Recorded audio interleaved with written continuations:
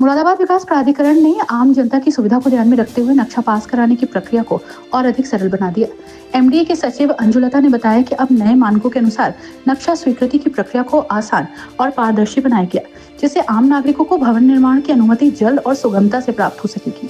सचिव के अनुसार नई गाइडलाइन के तहत प्लॉट के आकार, निर्माण क्षेत्रफल, खुली जगहों से संबंधित नियमों में आवश्यकता अनुसार व्यवहारिक संशोधन किए गए।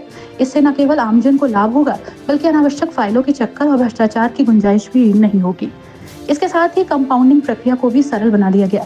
यदि निर्माण में कोई छोटा मोटा मानक भंग हो जाता है, तो उसके लिए कंपाउंडिंग शुल्क देकर उसे नियमित कराया जा सकता है। ये सुविधा पहले की तुलना में अधिक सहज और त्वरित होगी। एमडी सचिव ने बताया कि इन सुधारों का उद्देश्य आवासीय और व्यावसायिक निर्माण को बढ़ावा देना है, ताकि शहरी विकास योजनाएं बेहतर तरीके से लागू की जा सके। साथ ही एमडी की वेबसाइट के माध्यम से ऑनलाइन आवेदन और ट्रैकिंग की सुविधा भी शीघ्र ही शुरू की जाएगी, जिससे पारदर्शिता और जवाबदेही में वृद्धि होगी। नए दिशा निर्देशों से मुरादाबाद के नागरिकों को बड़ी राहत मिलने की उम्मीद है। इससे न केवल भवन निर्माण की प्रक्रिया आसान होगी, बल्कि समय और धन दोनों की बचत होगी। देखिए, आवास एवं शहरी नियोजन विभाग द्वारा 4 जुलाई को नए बिल्डिंग बायलॉज का प्रकाशन किया गया है। ये बिल्डिंग बायलॉज आज की तिथि में लागू हो चुके हैं। मुरादाबाद विकास प्राधिकरण के द्वारा इन बिल्डिंग बायलॉज और जोनिंग रेगुलेशंस को अपनी 141वीं बोर्ड बैठक जो 15 जुलाई 2025 को हुई है, उसमें इनको स्वीकार किया जा चुका है। नए बिल्डिंग बायलॉज में बहुत सारे संशोधन ऐसे किए गए हैं क्योंकि ये ईज ऑफ डूइंग की तरफ सरकार का एक कदम है।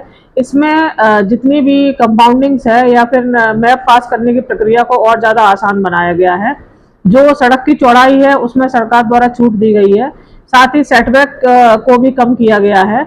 इसके अलावा जो एक सबसे इम्पोर्टेंट चीज़ हुई है वो 18 मीटर और 24 मीटर की जो रोड है उस पर सरकार द्वारा मिक्स लैंड यूज प्रपोज किया गया है। जो 24 मीटर और 18 मीटर पर जो आवासीय मकानों में जिन लोगों के द्वारा कमर्शियल एक्टिविटी की जा रही है, उनको भी रेगुलराइज कराए जाने का एक अच्छा अवसर लोगों को दिया गया है। तो मैं यहाँ पर मुरादाबाद में रामगंगा विहार या फिर आसियाना या और ऐसी कॉलोनी है जहाँ पर 24 मीटर और 18 मीटर रोड पर लोगों के द्वारा आवासीय क्षेत्र में कमर्शियल एक्टिविटी की जा रही है, वो अपने भवन के जो पुराने स्वीकृत मानचित्र हैं या फिर अन्य एक्टिविटी कोई हॉस्पिटल इत्यादि संचालित कराए जा रहे हैं, ऐसे सभी भवनों के मानचित्र को वो कंपाउंड करा सकते हैं और दोबारा से उसको रेगुलराइज करा सकते हैं ताकि उनके विरुद्ध किसी प्रकार की कोई कार्रवाई न हो सके।